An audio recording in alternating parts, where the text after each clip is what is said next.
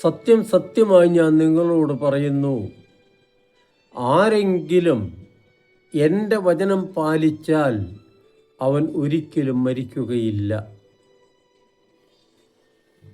യേശുവിൻ്റെ ഈ വാക്കുകൾ യോഹന്നാൻ്റെ സുവിശേഷം അധ്യായം 8 വാക്യം 51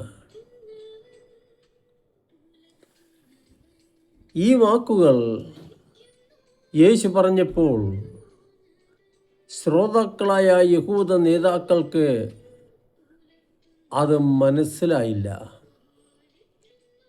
കാരണം യേശുവിൻ്റെ ദൈവത്വം അംഗീകരിക്കാനോ മനസ്സിലാക്കാനോ അവർക്ക് കഴിഞ്ഞിരുന്നില്ല. അവർ തയ്യാറുമല്ലായിരുന്നു. ശാരീരിക മരണത്തെക്കുറിച്ചല്ല യേശു ഇവിടെ പ്രതിപാദിക്കുന്നത്.